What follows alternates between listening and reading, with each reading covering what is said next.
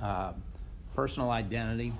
So this is our last big problem in kind of the metaphysics of the human person. And then next time we're going to start in on our first theory of ethics. So we're going to shift gears a little bit. Let's see if I can reach. I can't even see what I'm doing. All right, we'll make that easier. All right, so we're going to talk about personal identity. What does it mean? Talk about some theories of personal identity. Then close to the end, we're going to talk about some arguments for the afterlife, philosophical arguments for the afterlife. They're interesting. Some of them might be compelling. I don't know. There are probably better reasons for believing in the afterlife than any of those philosophical arguments. A reason that Scripture commits us to that, right, is probably the best reason.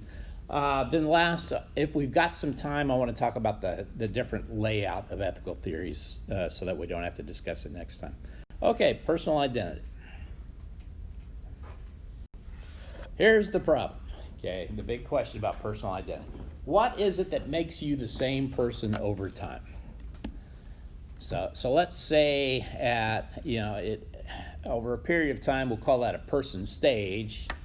So we've got two different person stages at two different times. What makes them stages of the same person? In virtue of what are you identical to anybody that existed 10 or 15 years ago? Okay, so it looks like if you are identical to somebody who existed in the past, there's got to be some property or something that you both share, right? So these different theories are going to be appealing to different kinds of properties. Now, this question, it's like the one that we talked about last time, the free will question, right? So the free will question, that's an important issue in metaphysics, but it has practical consequences. So if it turns out that there's no such thing as libertarian free will, it's really hard to make the case for personal responsibility, right? It's the same thing here. If there's no such thing as personal identity, then it doesn't look like there can be any such thing as moral responsibility. So let's say that you are a radical materialist. A materialist is somebody who believes that everything is constituted, the only existing things are physical things, okay? We are all material objects. And you think to be the same material object, you have to have exactly the same physical constitution. So got to be made out of exactly the same stuff. So right down to the atoms, something like that. Well, if that's the case, are you ever the same thing over time? No. Okay, but see, you could work that to your advantage. Let's say you're short on cash, can't pay your tuition at OBU, so you need to rob a convenience store. That's probably not the best way to raise money for your tuition, but we'll say. So you're walking out of the convenience store, or running out of the convenience store. Maybe you got your bag of cash, policeman right there, and the policeman is going to stop you and charge you with theft.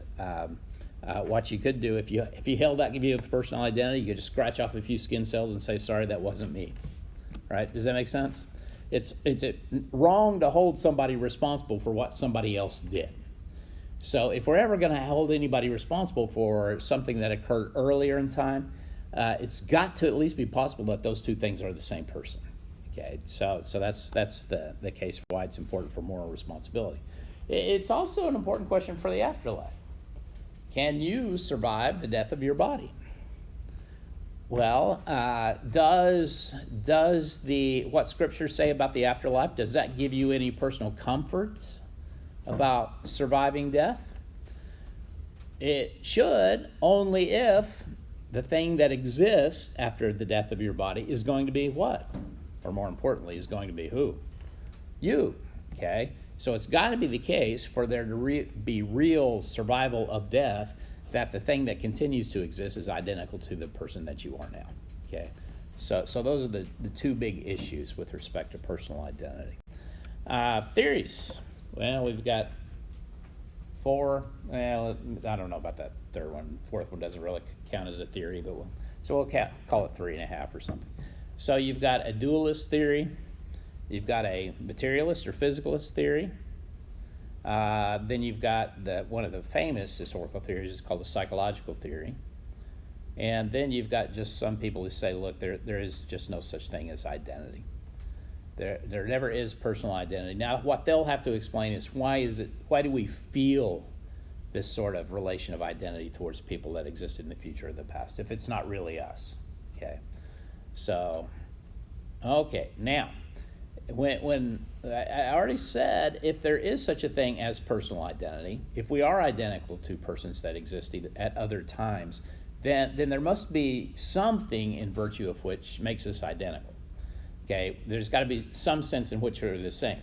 So those three top bullet points, they're all going to be different accounts of what makes us identical, okay?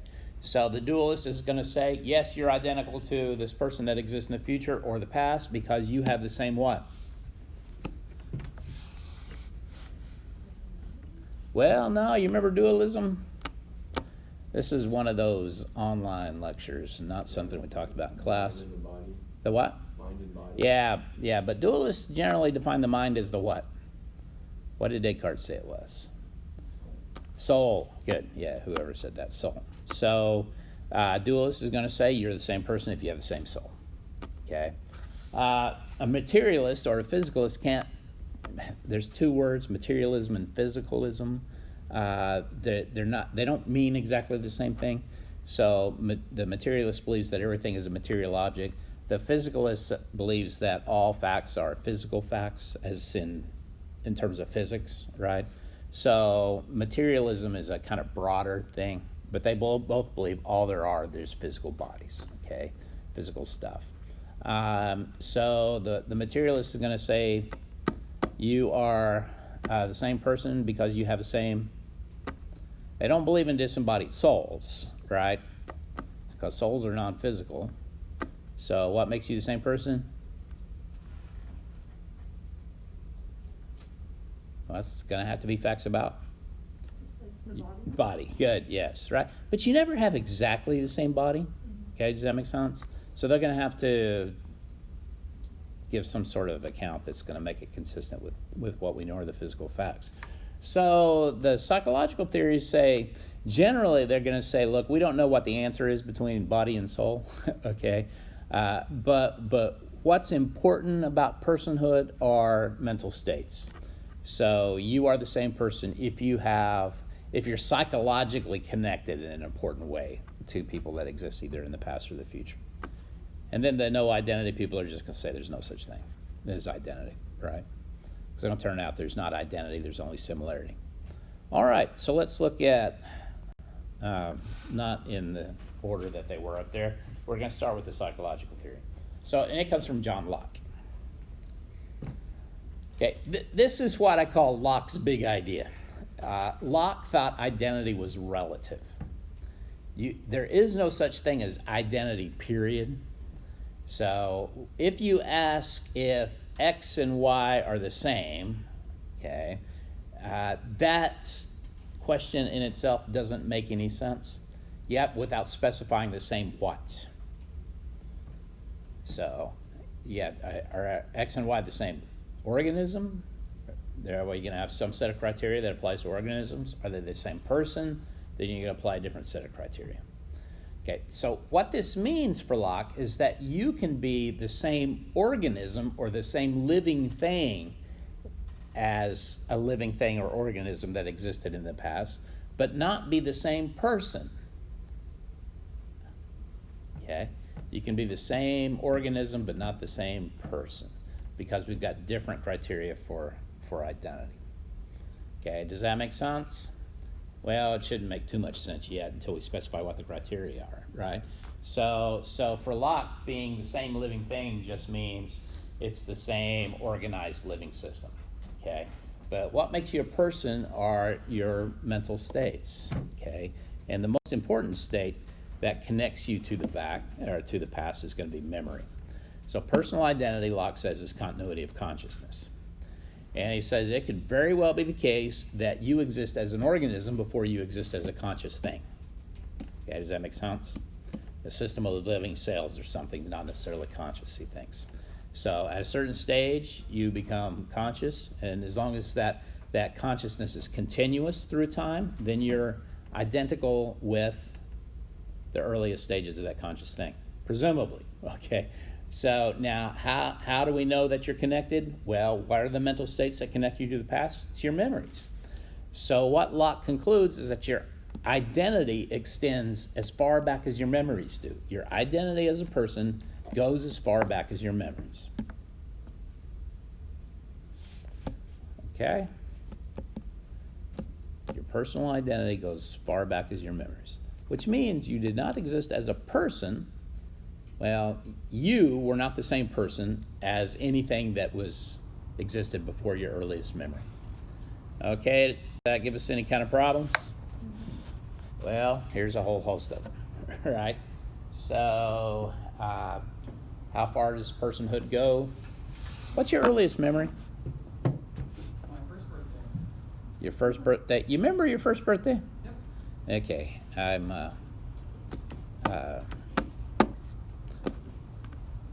got, I don't know. For me, I can't remember where I parked my car at Walmart, right? So there's no way I'm going to remember my first. I don't think I have a memory earlier than 5. So, does anybody else remember their one? From 1? I don't remember that. I You're- remember things, but I don't know how old I was. Oh, okay. Yeah, same. Yeah. All right. I remember the images and I remember like scenes from it, but I didn't know at the time it was my first birthday. I know conceptualize now Yeah. based off of my mom explaining, oh, this is your first birthday because you've got these presents. All right. Yeah. For various reasons, I may be kind of skeptical about whether those are genuine memories. For reasons I will talk about in a minute, right? Because I'm even worried about my memory at 5, whether that's genuine or not. So, okay. But regardless, I've never asked that question and had anybody say, "I remember the day I was born." Yeah, it was nice, warm, comfortable. Then suddenly it was cold, bright light. Doctor slapped me. It was a terrible day. Right? So nobody's ever said. So regardless of what the earliest memory is, no one has memories that go all the way back. Right? Does that make sense? So these problems of early age seem to be problems. There are problems of memory loss. What do we do with people who have? And I think this is a bigger problem. Like an Alzheimer's patient, or somebody who's got dementia, right? So they can very often remember things that happened to them a long time ago, but they have no memory of just what happened previous days, okay? So those memory gaps are significant problems. Or if you have somebody who has a severe case of amnesia, what do you think? Are they different persons now, or can they just not remember who they are? Which one do you think? If you think that they just don't remember who they are, then you got to reject Locke's theory, right? Locke's theory says it's the memory that makes them the same person. So if you lose that, you lose your identity. Another problem is going to be, and we'll talk about this in a little bit more detail. So Thomas Reed says that Locke's theory is going to violate some important condition for memory, that it's transitive. And then Joseph Butler is going to say the whole thing is circular. So let's look at some other details. So here's Reed's example. Reed says, yeah. Is this just Reed's refutation, or is this one of the dualists? No, this is Reed's refutation of Locke. Yeah, they're good. Thanks for asking that. Make it clear. So basically, it's a counterexample to Locke's theory. So Reed first he tells this story. So in the story, you've got a boy. Boy steals something. And Reed lived in the 1700s. Punishment was swift and severe, so the boy is flogged for stealing these apples. Okay. Now, then the boy grows up. He joins the army. Now he's an army officer who performs some heroic act on the battlefield and wins a medal for his heroism. Okay. Then later in life, he is a general, retires, sits on his front porch, and lives his glory days in the army in his memory. Okay. It sounds like Walt Kowalski from Gran Torino. That's what it sounded like. Okay, I'm all in favor of Clint Eastwood movies myself. So the general now Here's the problem, though. The general can remember winning the medal, but at this stage in his life, he doesn't remember being flogged for stealing the apples. Okay? So he remembers the act when he's a young man, but he doesn't remember what happened to him when he was a boy. All right? Make sense? Okay. So everybody got that now? Here's what Reed's point is. So if we apply Locke's theory of identity here, who's identical to whom? Well, the boy's identical to the officer, right? Because the officer can remember being flogged for stealing the apples. The officer is identical to the general because the officer or the general can remember winning the medal, but the boy's not identical to the general. Okay, and Reed's point is this is not the way that identity is supposed to work. Identity is supposed to be transitive. And transitivity means if A is identical to B and B is identical to C, then A has to be identical to C. Okay, does that make sense? Okay, now how could Locke get out of this? See, I'm not exactly sure. I'm a big fan of Thomas Reed, but I'm not exactly sure that this is a fair criticism of Locke. Because what Locke says actually about identity is grounded in continuity of consciousness. As long as there's continuity, then there's going to be identity. So it might not require that the general actually remember being the boy, but that the general just simply have the memory, remembers being somebody who also remembers being the boy, right? So as long as we have continuity, it's okay. The Alzheimer's patient is a bigger problem because we've got a memory gap. Here we don't have a memory gap, right? There's actually continuity that goes back, even though the general can't remember the thing that happened to the boy. Everybody with me? Yeah. So, but here's a bigger problem. Okay. So this is from Joseph Butler. Here's another counterexample. And Butler says the problem here is that we have to distinguish between true memories and false memories. So let's say you meet somebody and they remember being Napoleon or being, they had a previous life. I'm always skeptical of these claims too, for the main reason. One reason that I'm skeptical is that when I hear people talk about they believe that they've been reincarnated and they had these previous existences, they've always been famous people. I've never heard anybody say, yeah, I had the previous life and I was like a guy who dug the sewer ditches in 17th century England or something like that. No, they were always Joan of Arc or Napoleon or something, right? There's not that many famous people to go around for people to be reincarnated from. So, but so on. Let's say you meet somebody who remembers being Napoleon. Are you going to think those memories are genuine? No, it seems to be a problem, right? So you're going to say, no, that's a false memory. Well, we've got true memories, we've got false memories. Now, surely your identity is only grounded in what? Your true memories, not your false memories, right? Okay. But the problem is that false memories feel the same as true memories. So how do we distinguish whether it's a true memory or false memory? So an example in psychology is called a flashbulb memory. A flashbulb event was an event that was so significant that you can say exactly where you were when you heard that this happened. So what's going to be example? 9/11. Okay, yeah, 9/11 is now the most famous example. The classic example used to be the Kennedy assassination. I'm almost 60 years old, and I was 6 months old when Kennedy was assassinated, so that's not, I don't think that's the case anymore.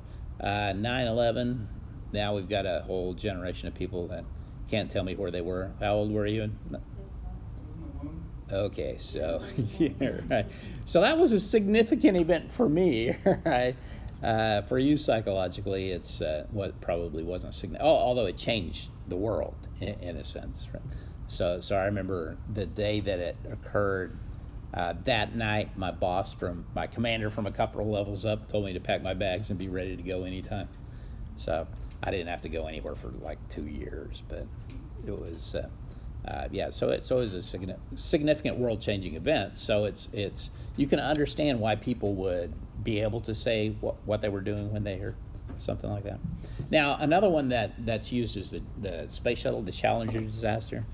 Okay, here's what happened in a big psychology class the day after the Challenger disaster. So the professor had all of the students write down in detail what they were doing when they heard that the space shuttle blew up the day before, right? So do you expect those stories to be accurate? Yes. I mean, they've only had like 24 hours, okay? So surely they're going to remember. Okay, then a few years later, he looked up as many of these people that he could, contacted them, and again had them write down exactly what they were doing when the space shuttle blew up. A third of them were wildly different, okay? And another third were different in some significant details.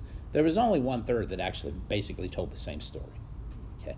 But the interesting thing was, when he showed the people the two different accounts, they were so committed to the way that they remembered it that they made up a story to explain why the thing they originally wrote was wrong. Okay, does that make sense? Okay, it turns out that the vividness of the memory is not a reliable indicator of its accuracy. Just because you can picture it in your mind clearly doesn't mean that it's at all accurate. It turns out it's incredibly easy to get people to seem to remember things that never happened. There's a famous experiment on what's called false memory syndrome that deals with getting a person, planting a memory in their mind of something that should be able to remember. So the example that they used was taking people and convincing them that when they were a child, they were at a wedding of a relative, and they spilled the punch bowl all over the bride's dress. Okay, now if that had happened, right, that'd be something that was talked about forever, so everybody would remember. Okay, but what all that it required was to get people that they trusted to tell them this story over and over and over again, and eventually they would swear that they remembered it happened. You're gonna be able to picture it. Okay, here's the deal about my 5-year-old memory. I remember moving into a house in Stinnett, Texas, when my dad was on an oil field crew, sent us out to West Texas. And I can remember the house that they bought, and I can remember him setting up the TV the day we moved in, and I can remember the show that was on the TV. Okay, that was 5. I can remember this. You would never have heard of it. There was a show named Hazel. It was an old black and white TV show, and then about a maid that worked for a family. But so I seem to remember this, okay? But the problem is, and I can also remember what the house looked like.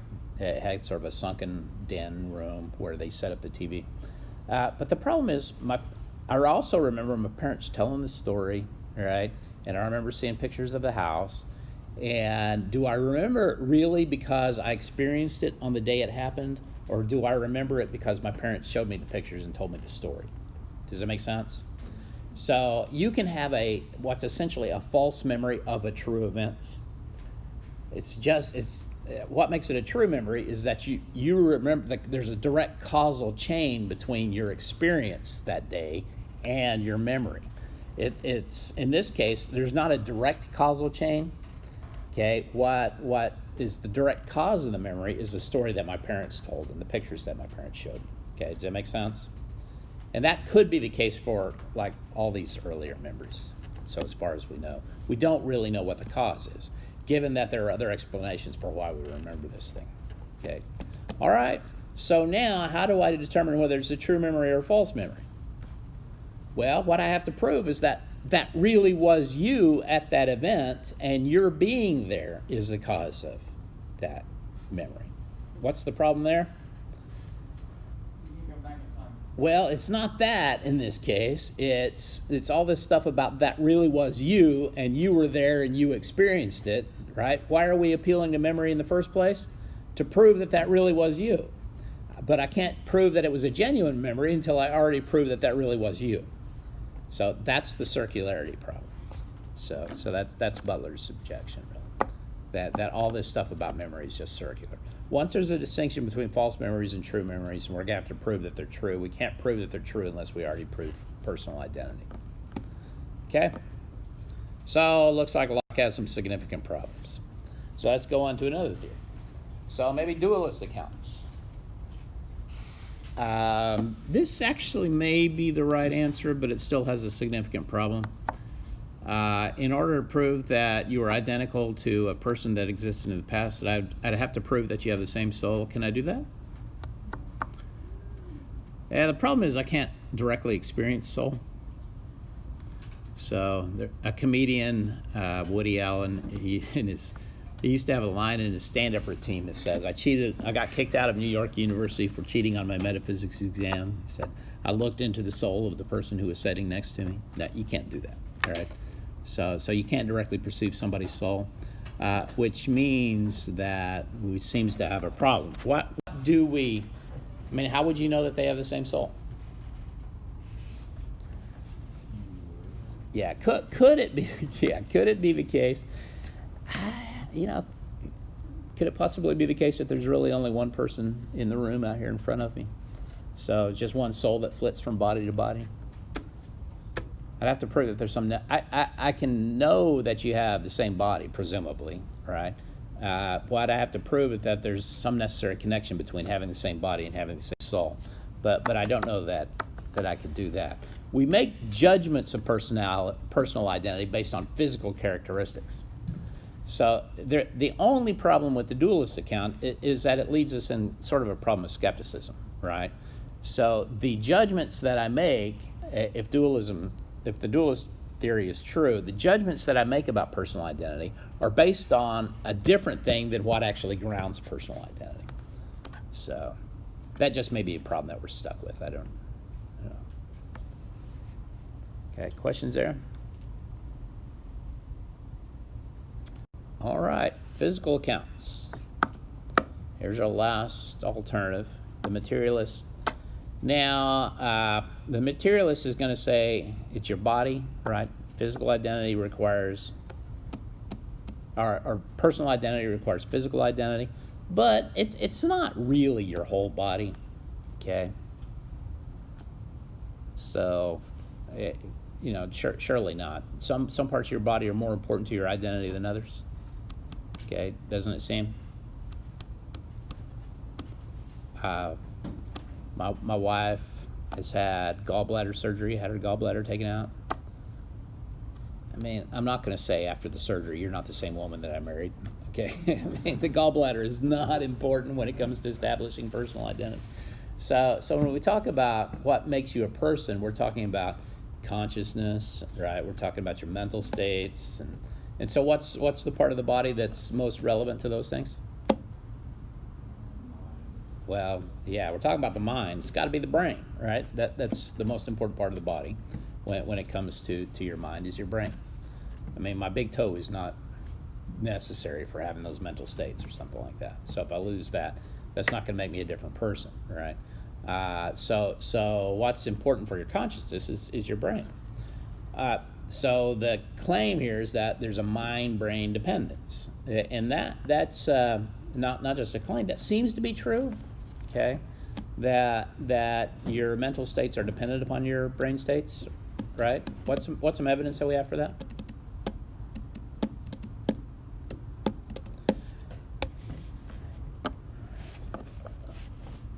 If you experience some kind of brain trauma, will that affect your mental abilities? Okay, so we know there's a link between the mind and the brain.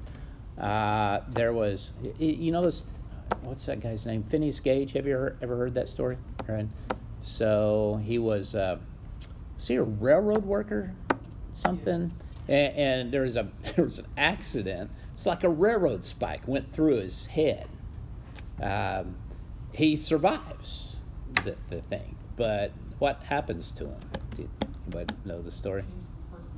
Man, it radically changed his personality. Yeah, by all accounts, before that happened, he was a really nice, easygoing guy, and then after, he's mean and crank. I mean, it's what? Can he also become like a drunk? Yeah, I don't know about that, but that's consistent with the stories I know, right? So it really changed his behavioral identity. Yeah. Do you think it's just because like something traumatic happened to him, or it was just like the brain injury that hit him? No, I think, and given the evidence, it seems to be the brain injury, right? So, yeah. The part of the brain that does your personality. Uh-huh. And so that's why it changed so much. Yeah. What were we going to say? You know the guy who like sticks stuff up people's noses and go into their brains and change their personality? Uh-huh, yeah. You know what I'm talking about? Yeah, no, this is the guy who first started doing frontal lobotomies. Yeah. Yeah, it was a really... And then like he would line a bunch of people up and do it. And Yeah, he was an interesting character. He sort of traveled around with his lobotomy truck here, and and just line them up and do yeah, it really fast. uh-huh, But I guess like it ended up making people really bland. yeah, yeah, Well, the Egyptians would pull the brain out of Yeah. their nose. yeah. No, what this guy would do is essentially stick a long needle up people's nose and scramble that part of the brain. So your nose Uh, connects to your brain? Huh? Your nose connects to your brain? Connected to your brain? Like, I can, like, you're, yeah, like, I don't, never mind. I don't know. Yeah. You can actually see the brain through your nose. Yeah. All right. I'm not sure I want to go any further in this conversation because it makes me start thinking about a person who picks their nose really deep, right? Are they gonna affect their? I don't know. All right. Moving on then. Yeah. Watch One Flew Over the Cuckoo's Nest, right? Just a good example of a frontal lobotomy. I don't know, it's real. There's a lot of really interesting stuff here.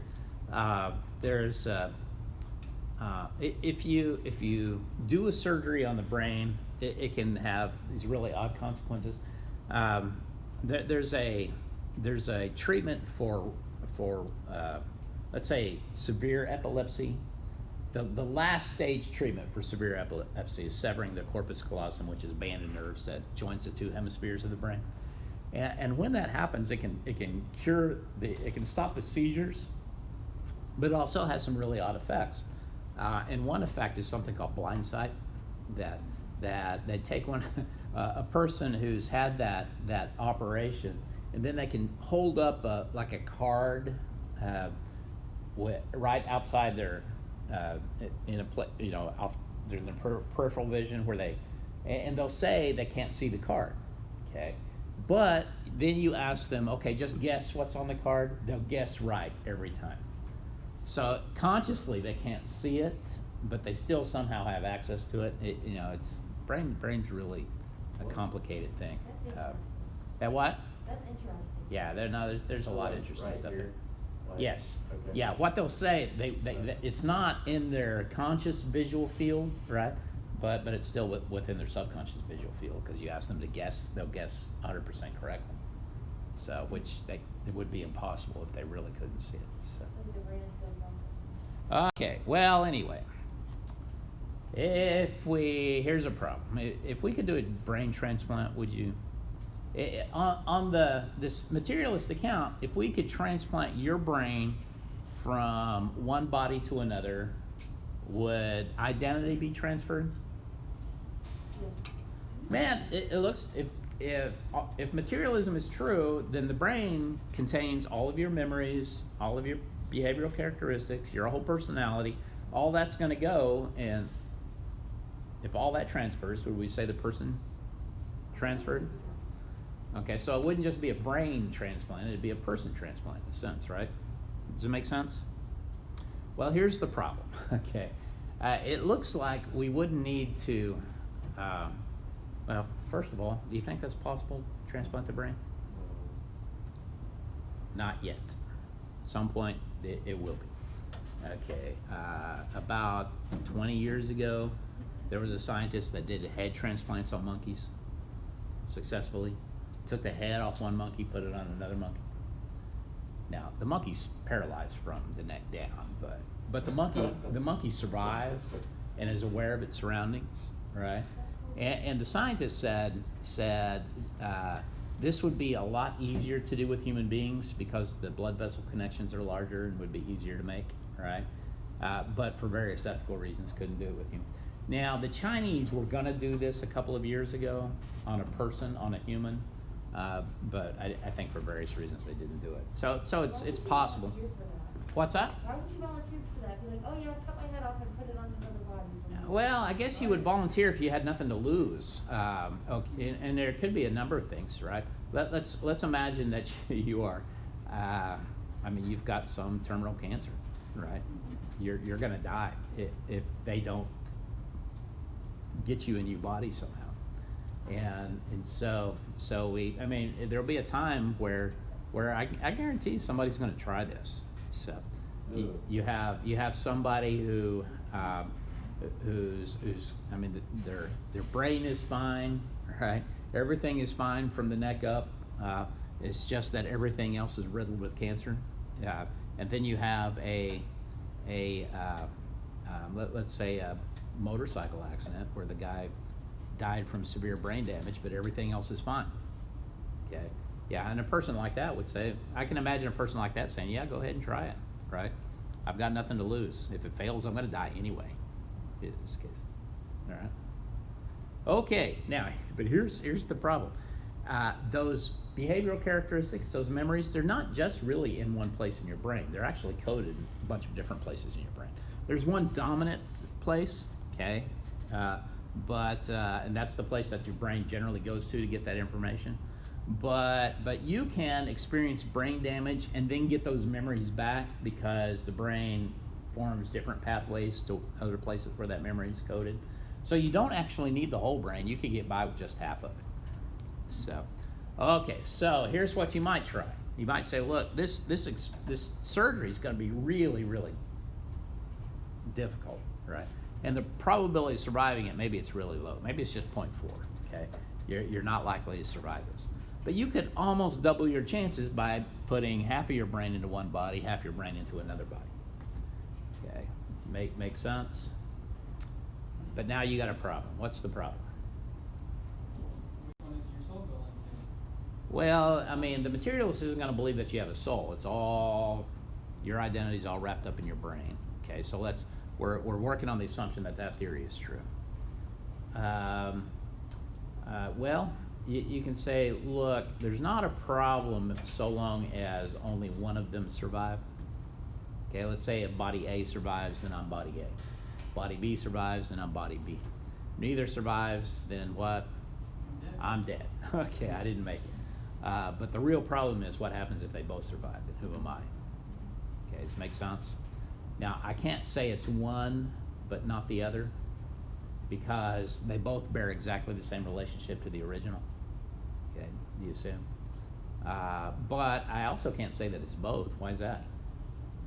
I guess then you basically have two consciousnesses. Yeah, one moves to New York and the other moves to Los Angeles. I can't say, look, I live in both New York and Los Angeles at the same time. That doesn't make any sense whatsoever. Okay, we also don't need the tricky brain surgery case. We can just say, could God create a physical duplicate of you at any one time? Yeah, presumably, right? If materialism is true, all you are is your body, so if it's a complete physical duplicate, it'll have exactly the same personality characteristics, same memories, same so on, right? So there's an advantage here is that it looks like the materialist could give an account of the afterlife without requiring the existence of a soul. So what happens when your body dies? Well, at the resurrection, God just creates another one, okay? An exact duplicate. That's going to be you. But again, the problem is if God could do it once, then God could do it twice, okay? And who would be you? Again, it's the same problem. Okay, do you see? So that looks like it's a significant problem for the materialistic. So there's a guy, Derek Parfit. Parfit says really personal identity it's not real, okay? It's a fiction. Okay, there's no identity, there's just similarity. You feel identical to a person that existed in the past because you are very similar to that person. The stronger the similarity, the more the feeling of identity that we have. Now, I don't agree with this theory, but it seems like it could explain a lot if it were true. So one thing it could explain is why we do things that seem to be irrational. So let's say you I don't know, you file your tax return, and at the end of the year, and then maybe you get a tax refund, right? So you've had some small part-time job or something, didn't make much money, so you're gonna get a tax refund of like $300. What do you do with the $300? Go out and buy some new TV or something. Okay, well, what you don't do is put it into a IRA, right? Where that $300, if you were to do that, that $300 would be worth a lot more when you turn 60, okay? But instead, we generally use it on some piece of junk that we're not even gonna like in 6 months. Okay, does that make sense? So why are we so bad at acting for our long-term interests? Well, Parfit could explain that in terms of we feel more identical to a person that's gonna exist in the short-term future than we do to a person who's gonna exist in the long-term future. That would seem to fit the data, so. But still, I don't think that's the case. Because if that's the case, then really there's no identity in the afterlife, and I'm not, I'm committed to existing in the afterlife for theological reasons. So one of those identity theories has to be true, and it seems to me the only one that can actually guarantee this is the dualist theory. So I think that's maybe the best case for dualism, that if dualism is not true, there's no such thing as personal identity. Okay, so what about the afterlife? Can you survive the death of your body? Well, there's two senses. There's the weak sense and the strong sense. We're not talking about the weak sense. The weak sense says, oh yeah, you're going to have descendants and they'll remember you and stuff like that. That's not what we're talking about. What we're talking about, will you continue to exist as a conscious person after your body dies? Okay, is that possible? Now, philosophy is only concerned with proving that it's possible. Okay, as far as philosophy is concerned, there's no philosophical way to prove that it's true. Okay, some theological reasons for believing that it's true, but philosophy is only concerned with proving that it's possible. Now, this was an issue in the early church. The early church was sort of concerned about this for various reasons, because some of the church fathers are right about problems like let's say you're lost at sea, and your body gets eaten by a bunch of different fish, and those fish then go out to the four corners of the earth. What's gonna happen to you at the resurrection? Well, I think they decide that's not such an issue, because surely God can bring all that material back, right, to resurrect your body. It's a bigger issue if what happens to those fish? They die. Huh? They die. Yeah, that's okay, right? Again, God can bring those They stuff get back. eaten by another person. Oh, that's the problem, right? Do you see why that's a problem? Because then that stuff that constituted you becomes part of somebody else's body, who gets what? Okay. Yeah, I'm not sure we ought to be worried about that either. But that was an interesting puzzle that they were dealing with. Okay. So what? Can't we just digest in the fish? Can't we what? Can we digest in the Oh yeah, you can do that. But the problem is the fish ate part of somebody else's body. So that part that was your body becomes part of somebody else's body. And at the resurrection, who's going to get all these different parts if they share the same part? Does that make sense? But like if we digest, are we still in them? Yep, that's. Yeah, that's maybe a sick sort of thing to think about, but that's too much like the getting up to your brain through your nose, or maybe it's worse. I don't know. It's sort of cannibalism in a way. Yeah, there is no guarantee that anytime that you eat a piece of meat that it wasn't part of some other person's body at some point. It might even be likely. I don't know. So sorry to break that news to you. Well, let's go back to is it possible to survive the death of the body? Well, there's Cows don't eat people. what? I said cows don't eat people. But like what? Oh no, but The circle of life, yeah. But the cows are eating the grass, and that grass may be fertilized by the body of a dead carnivore, right, that ate a person in the back. So, yeah, it doesn't matter even if it's a cow. So, still possible. Okay, so here are our answers. No, you can't survive the death of the body. That's one, all right? Another is yes, you can because of reincarnation. Another is yes, because the soul is immortal. Fourth answer is yes, you survive the death because there's resurrection of the body. Okay, so why do we cross off the list? No one reincarnation. Yes, Oklahoma Baptist University. We'll strike the first one off the list, right? So if I start arguing for that, my church is likely to take back my ordination. Okay, so reincarnation, really problematic. So Tertullian, in one of the early church fathers, wrote a great piece against the doctrine of reincarnation. And a problem for reincarnation is not that it's impossible, but that if there are a fixed number of souls to be reincarnated, okay, then what problem do we have? We shouldn't have an increase in population size in the world, right? But Tertullian says no, there are more people than there used to be. So there's not enough bodies for all these, or not enough souls for all these new bodies. Turns out to be.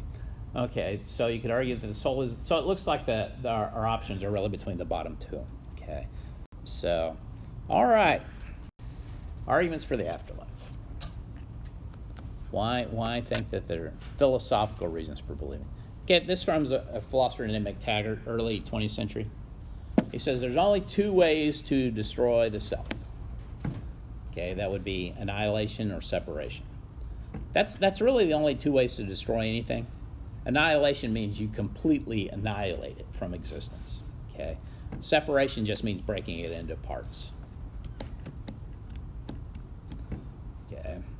And then he says we don't have any known instances of annihilation. So we've never seen anything completely annihilated. It's only been broken into parts.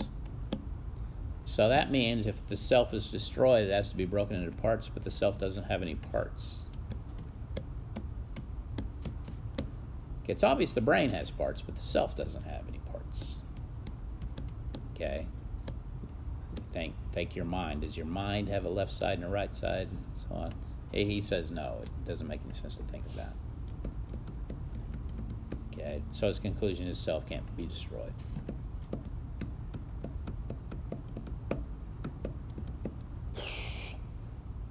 I don't think I'd buy the conclusion self could be destroyed, right? But it required God to annihilate it. So I think what he means when he says self can't be destroyed, it can't be destroyed by natural circumstances. Okay, just the death of the body, not enough. When your body dies, what happens to it? It breaks itself into parts, but he doesn't think the self has any parts. So he's going to find that identical with the soul. So soul continues to exist. Good argument. Well, the only problem with the argument is those corpus callosum cases. Okay, then it starts to look like the self does have parts, so I'm not sure he was aware of that stuff. So here's two arguments from Kant. I don't think Kant is proving that there's an afterlife, but what Kant tries to prove is that if there are moral facts, then there is an afterlife. And you have to believe that there are moral facts, so you're going to have to believe that there's an afterlife. And so his first argument is that we've got an obligation, we've got a duty to obey the moral law. Perfectly obey the moral law. Okay? Is that true? We've got a duty to conform perfectly to the moral law? Well, I mean, of course you do. Otherwise, what does moral law mean? It's going to be that claim, right? So, now, it also, his second principle is that ought implies can. If you ought to do something, then you can do it. Okay? You've got a duty to be morally perfect. You ought to be morally perfect. Can you be morally perfect? Well, only if moral perfection is possible. Okay, is it possible? Well, it's not possible in this life. So if there are moral facts, if there are genuine moral duties, then there must be an afterlife, because that's the only way that moral perfection can be possible. So you have to believe then that you are going to survive death. Or you can give up the belief that there's any genuine moral duties, but we can't seem to do that. Okay, questions about that? Is that compelling? Okay, well, if you don't like that, he's got another one. Okay. We have to believe that the universe is just. But justice requires that people get what they deserve. Okay. Do people get what they deserve in this life? No. Yeah. I mean, Scripture says they don't get what they deserve in this life, right? So that's all over the Psalms. The rain falls on both the righteous and the unrighteous, right? Why do the wicked prosper? I mean, you find this all over the Psalms. So if the world ultimately is just, it demands that there's an afterlife where people do genuinely get what they deserve. Any problems with this argument? I like the first one better than this one. So, Oh, why? what? Yeah. What's that? Said why do you like the more than Oh, yeah, because actually I'm hoping I don't get what I deserve. Right, does that make sense? Yeah. Yeah, so I'm not. Believe in the existence of grace. Yes, right. So I don't think it's simply the case that everybody gets what they deserve. Mm-hmm. Right. Yeah.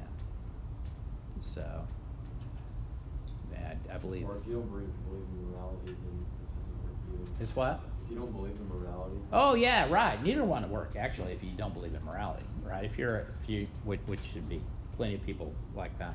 If you believe that there are no genuine moral facts, then you're not going to be persuaded by either argument, right? That's a good point. I don't think Kant thinks it's possible for a person to. But that's probably because Kant lived in the 1700s, right?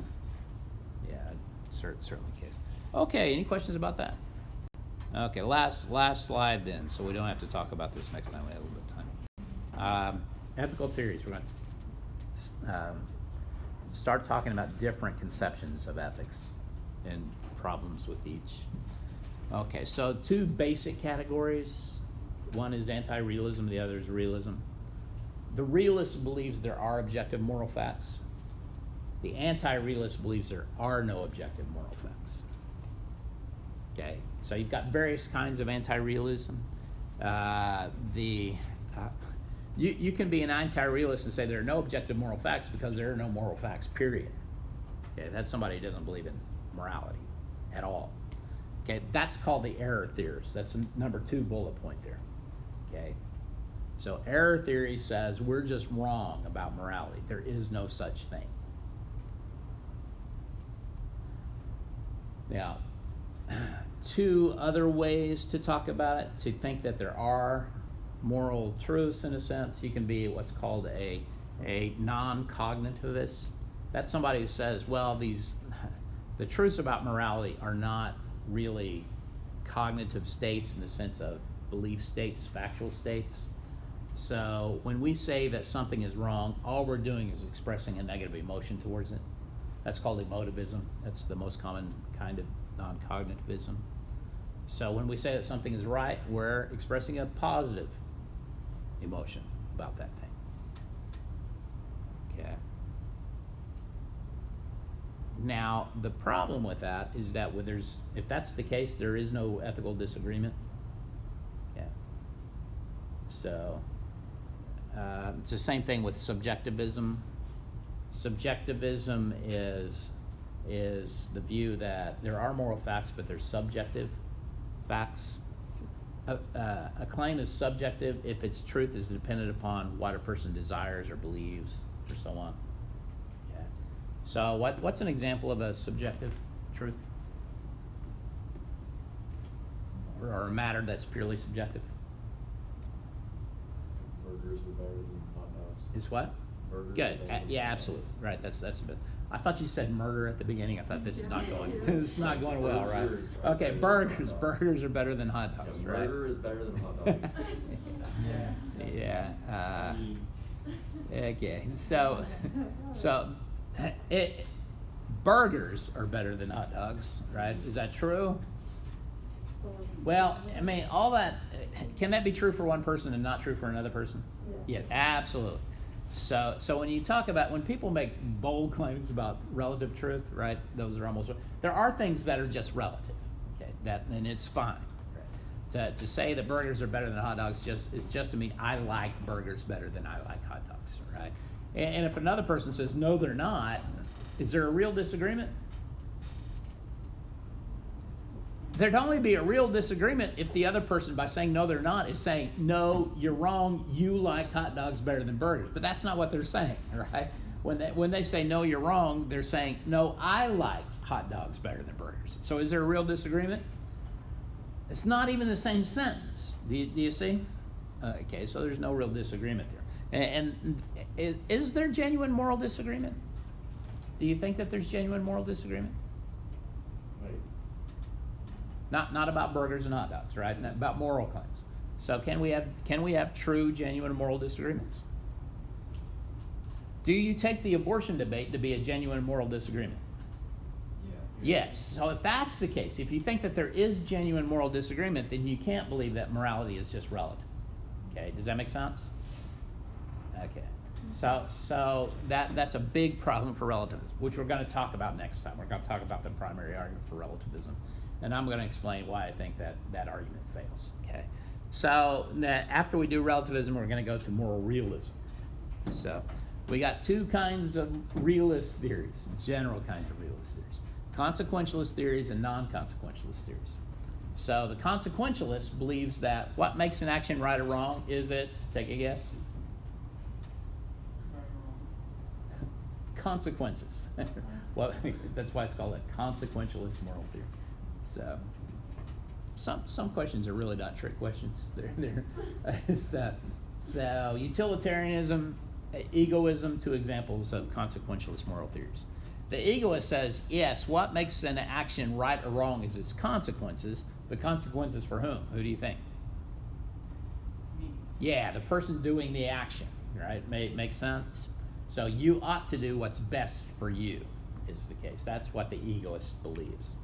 The utilitarian believes that it's right, it's the consequences, but it's consequences for everybody.